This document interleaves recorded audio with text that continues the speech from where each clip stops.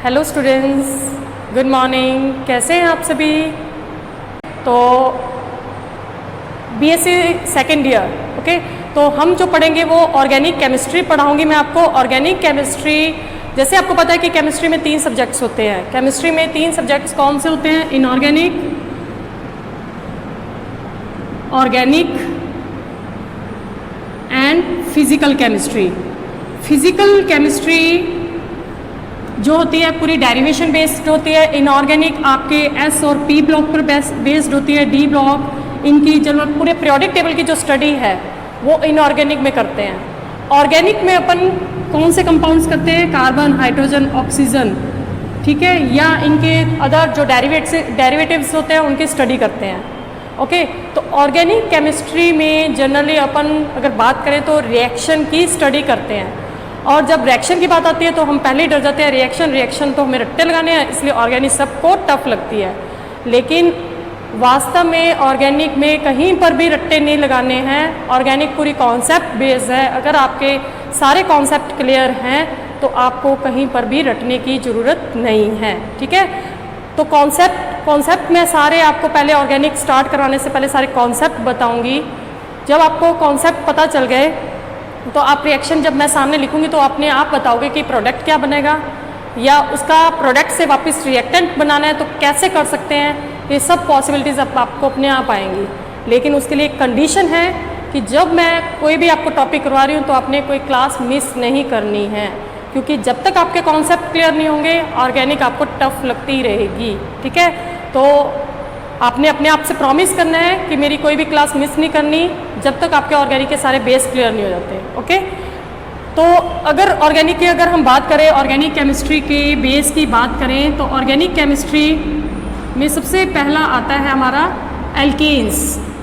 Alkanes में हम generally इसको RH से रिप्रेजेंट करते हैं। RH क्या होता है? R यहाँ पर कोई भी एल्किल ग्रुप होता है, कोई भी अल्काइल ग्रुप हो सकता है, ओके। तो R जनरली अपन को इसको CH3, C2H5, C3H7 dash dash represent करते हैं, ओके। अब R यानी कोई भी एल्किल ग्रुप है, ओके। जैसे CH3 है, अगर H लगाया तो मेथेन बन गई, ये एल्किल है। हाइड्रोजन लगने से वो अल्केन हो गई, तो ये मैथिल, H लगा तो मैथेन, ओके। ऐसे ही C2H5 इसको बोलते हैं एथिल, हाइड्रोजन लगा तो एथेन। CH3H7 प्रोपिल, हाइड्रोजन लगा प्रोपेन, ओके। तो ये क्या हो गए? Alkyl group. अब ये तो थे एल्किल ग्रुप।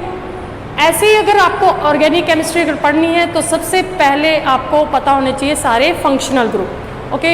तो फंक्शनल ग्रुप अगर आपको पता है तो ऑर्गेनिक और भी आसान हो जाएगी, क्योंकि अगर मैंने कहा हम फर्स्ट, जैसे ऑर्गेनिक केमिस्ट्री में जो आपके यूनिट्स हैं वो है, फर्स्ट यूनिट है स्पेक्ट्रोस्कोपी की,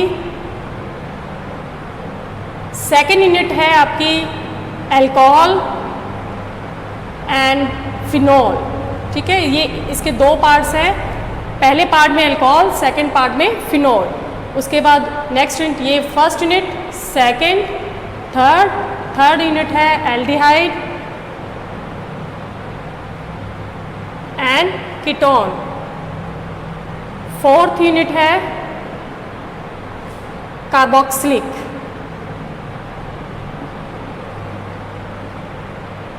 कार्बोक्सिलिक एसिड, और फिफ्थ यूनिट है एमीन एंड नाइट्रो कंपाउंड। अब मैंने ये सारी यूनिट्स आपको लिख दी। क्या आप मुझे बता सकते हो, अगर मैंने अल्कोहल पढ़ाना है तो आप बता सकते हो कि अल्कोहल लिखते कैसे हैं, ठीक है, फिनोल लिखते कैसे हैं, एल्डिहाइड, कीटोन, कार्बोक्सिलिक। जब आपको इनके बारे में ही नहीं पता तो इनकी स्टडी कैसे कर सकते हैं? तो सबसे पहले हमें क्या करना है, इन सब की स्ट्रक्चर या इनको कैसे रिप्रेजेंट किया जाता है वो देखना है, ओके। तो आप अपनी नोटबुक में नोट भी करते जाएं, क्योंकि एक बार तो सुन के आपको लगेगा हमें समझ में आ गया सब, लेकिन जब बाद में रिवाइज करोगे तो फिर पढ़ने के लिए इजी हो जाएगा।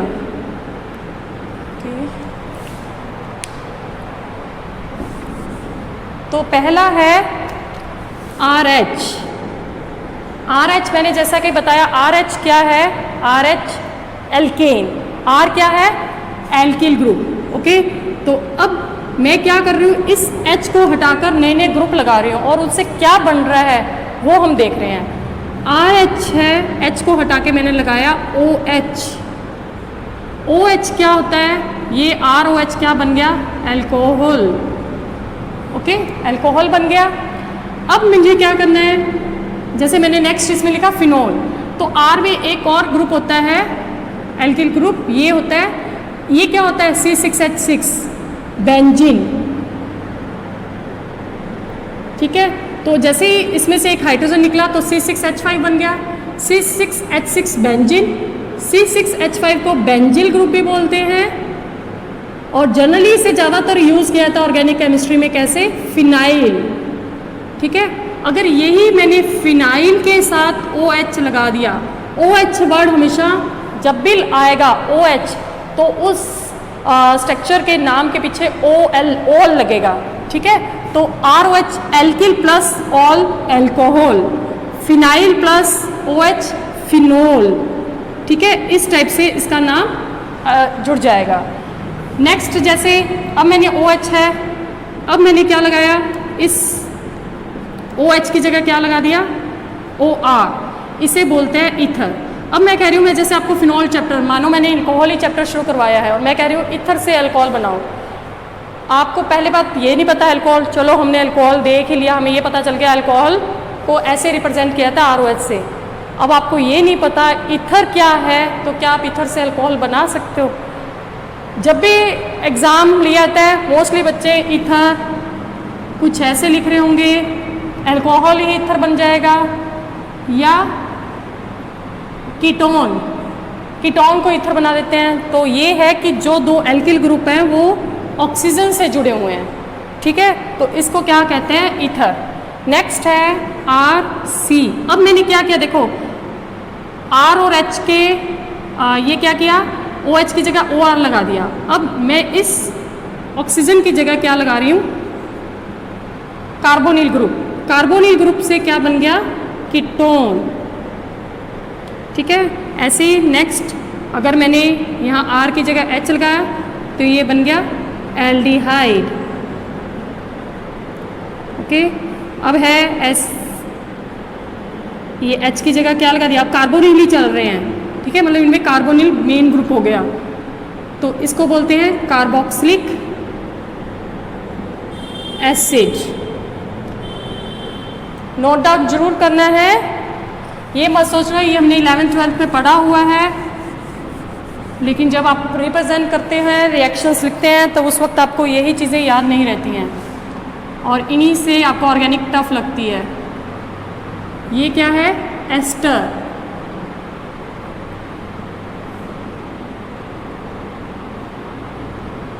एमाइड,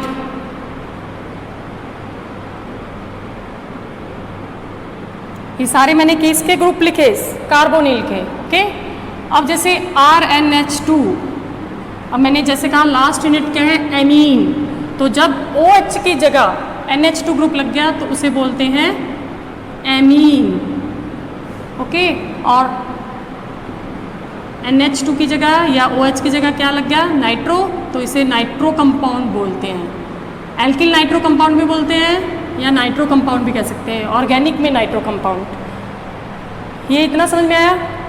अब आपको क्या करना है, इनको पहले ऑर्गेनिक स्टार्ट करने से पहले इनको जरूर, जब भी आप रिएक्शन करेंगे, आप ऑर्गेनिक कब पढ़ेंगे, तो पहले इनको एक बार ज़रूर देखना है, क्योंकि जैसे आप डेली इसको देखा करेंगे, हर बार ऑर्गेनिक 5 मिनट लगेंगे, लेकिन जैसे ही इसे आप 5 मिनट इसके लिए दोगे तो धीरे धीरे आपको ऑर्गेनिक याद होनी शुरू हो जाएगी।